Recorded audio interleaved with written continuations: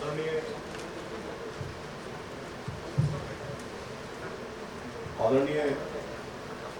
बहन डॉक्टर मंजू बालभट्ट, राज्य मंत्री सार्वजनिक निर्माण विभाग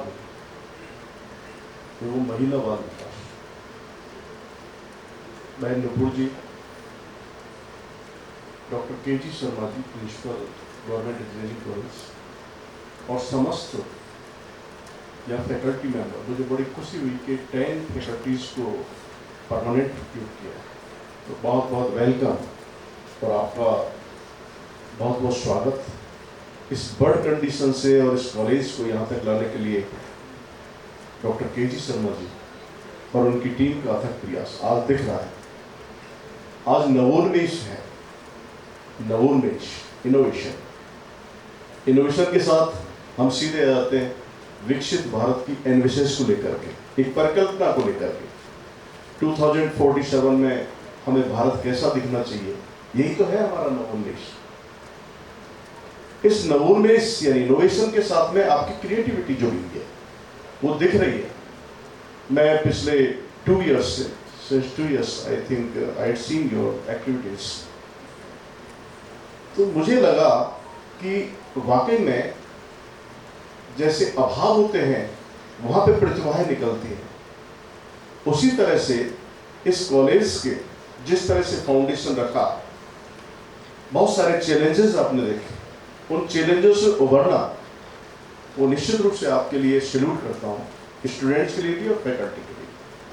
एक अच्छा लगा कि आप अपनी यात्रा को अब आगे ले जा रहे हैं और आपने जितनी भी एक्टिविटीज में पार्टिसिपेशन किया उसमें भी आपका एंथुसियाज्म जो लगा वो वाकई में अप्रिशिएटेबल था।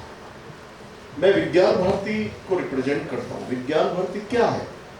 विज्ञान भारती एक ऐसा प्लेटफॉर्म है जिसका ग्लोबली रिकॉग्निशन है। जितने भी टेक्नोक्रेट्स, साइंटिस्ट और जो पॉलिसी मेकर्स हैं, इवन एंटरप्रेन्योर्स, इंडस्ट्री लीडर्स, उन सब की ब्रिजिंग करने का काम विज्ञान भारती कर रहा है। विज्ञान भारती के द्वारा आपने देखा होगा कि बहुत सारे इवेंट्स में आप लोग गए भी हैं, तो एक इंटरडिसिप्लिनरी अप्रोच हमारी बहुत पहले से शुरू कर दी थी। सरकार न्यू एजुकेशन पॉलिसी तो आज लिख के, लेकिन हमारी परिकल्पना बहुत पहले से थी। हमें पता था कि हमें भारत कैसा देखना है, उस भारत की लीगेसी क्या थी, उस लीगेसी को मेंटेन कैसे करना है। हमारी मेधा, हमारा सृजन, हमारा चिंतन एक कालखंड में हाइड हुआ, तो उसको कैसे उभारना है, यही विज्ञान भारती। विज्ञान भारती वन हैंड पे Confluence modern science with ancient science, और अदर हैंड पे क्या है हमारा नेचर एंड स्पिरिचुअलिटी, यानी हम किसको साथ लेके चल रहे हैं।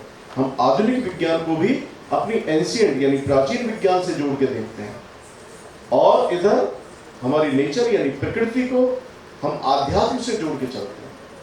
कितना एक विस्तृत ज्ञान है हमारा, और उस ज्ञान को अब पाश्चात्य देश में मानने लगे। ये सब किसके कारण हुआ? जब हमारी एक स्वयं का भाव जागृत हुआ। स्वयं यानी अपना। हमने स्वतंत्रता का अमृत महोत्सव क्यों मनाया, किसी को पता है? उसके पीछे बहुत बड़ा राज था। कॉलोनियल पीरियड में ब्रिटिश भारत में हम लोग भूल चुके थे कि हम लोगों का साइंस बहुत उन्नत था। ऐसा नहीं है, कई बार हम जब ऋषि भारद्वाज या कृणाल से उस यात्रा को प्रारंभ करते हैं तो हमारे नए स्टूडेंट्स को ऐसा लगता है कि उन्हीं रटी पिटी बातों को लेकर के हम चलते हैं। ऐसा नहीं। प्रोफेसर पीसी राय को जब आप पढ़ोगे तो आपको लगेगा कि हमारा ज्ञान कितना विस्तृत था।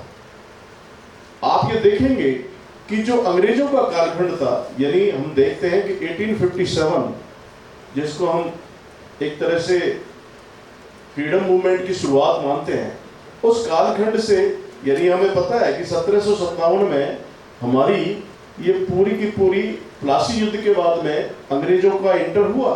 उसके बाद में इंडस्ट्रियल रिवॉल्यूशन आया 1767 में, यानी 1767 में। तो उन्होंने किस तरह से हमारी चीजों को, उनको कोई मतलब नहीं था हमारे ज्ञान से, उनको मतलब था हमारे नेचुरल रिसोर्सेज से। हमारी नेचुरल रिसोर्सेज को लूटने आए थे। वो कहते हैं ना कि अंग्रेजों के टाइम में ये था वो था, कुछ नहीं था। अंग्रेजों ने तो इस देश को बर्बाद किया, हमारे साइंस को हाइड किया। उसी कालखंड में इतने सारे वैज्ञानिक हुए, मैंने कई बार उद्धृत किया है, हमने 26 साइंटिस्ट को आइडेंटिफाई किया। 26 साइंटिस्ट जो नोबेल के लिए क्लेमेंट थे, जो सेंट्रल विस्टा में मैडम आज जो 26 साइंटिस्ट हैं वो विज्ञान भारती के द्वारा ही उनको उद्धृत किया गया, मिनिस्ट्री ऑफ कल्चर के द्वारा। तो ये सारा क्यों? क्योंकि स्वयं का ज्ञान करवाने के लिए। उस रिप्रेशन और डिस्क्रिमिनेशन के दौर में भी हमारे वैज्ञानिकों ने कितना बड़ा काम किया, उसकी पूरी श्रृंखला है। चाहे हम राधानाथ सिंह की बात करें जिन्होंने माउंट एवरेस्ट को नापा, चाहे हम किशोर महंती बंदोपाध्याय उसको देखें जिन्होंने मलेरिया पैरासाइट्स का पूरा एक डेटा एनालिसिस किया। गया रोनाल्ड रास को था नोबेल प्राइज, बट हमारे साइंटिस्ट को बहुत लंबी श्रृंखला है। सीवी रमन, उस महेंद्रनाथ सरकार की बात करें जिन्होंने Indian association of cultivation science उस जमाने में की, जिसमें से सीवी रमन निकली। आप साइंस के विद्यार्थी, तो ऐसा कालखंड में भी हमारे विद्यार्थियों ने या हमारे साइंटिस्टों ने काम किया, वही आपके साथ में है।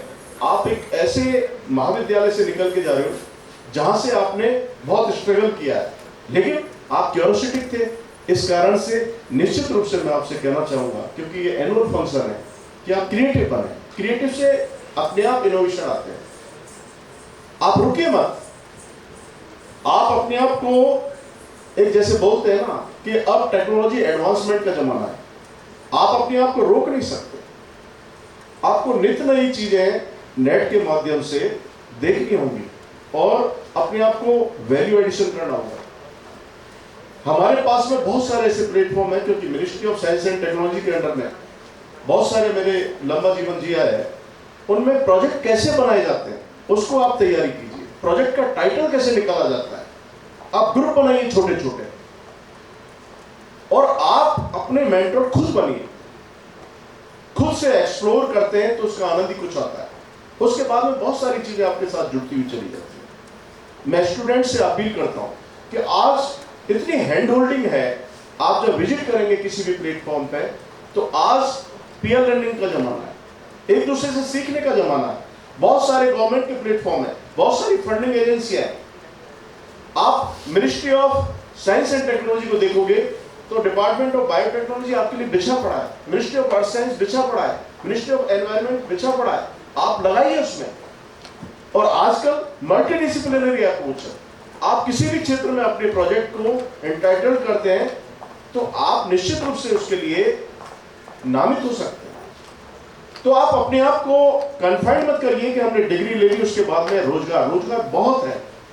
सवाल उठता है स्किल्ड होने का, सवाल उठता है अपने आप को एक इस तरह से प्रेजेंट करने का, क्योंकि जब डिलीवरी आपकी ऑरेटरी स्किल होगा आपके अंदर तो वो सारी चीजें आएंगी, क्योंकि जमाना बहुत बदल चुका है। Personality is sum total of innate and acquired dispositions. Personality की डेफिनेशन क्या है? जन्मजात और अर्जित प्रवृत्तियों का युग। अब ये अर्जन किया है आपने, तो मैं आपसे कहना चाहता हूं कि आप पर्सनालिटी को बहुत साउंड कॉन्फिडेंस होना चाहिए अपने अंदर। वो कॉन्फिडेंस कब आएगा? जब खुद आप करोगे। तो एक बार पुनः नवोन्मेष, ये इनोवेशन, स्टार्टअप्स, ये जितने भी पार्ट्स हैं ये आपकी किससे शुरू होते हैं? आपकी क्रिएटिविटी से शुरू होते हैं। तो आपके माइंड्स को एकदम पॉजिटिव रखें, कॉन्फिडेंट रखें। आप कभी ये नहीं सोचें कि हमें जॉब कब मिलेगा, क्या मिलेगा, या आपकी स्किल के साथ जॉब चलेगा। आपकी पर्सनालिटी, आपकी ये एफिशिएंसी कि अपने को किस तरह से अपने ऑरेटरी स्किल को साउंड करना है, ये सब आपके जीवन में अब आने वाला है। इसी के साथ पुनः मैं केजी शर्मा जी को अग्रिम बधाई देता हूं कि निश्चित रूप से ये RIM बन के रहेगा, क्योंकि आप जैसा डिटरमाइंड व्यक्तित्व बहुत कम मिलता है, और आपके साथ जो फैकल्टीज हैं वो भी आपके साथ जुड़ी है, student. Thank you so much.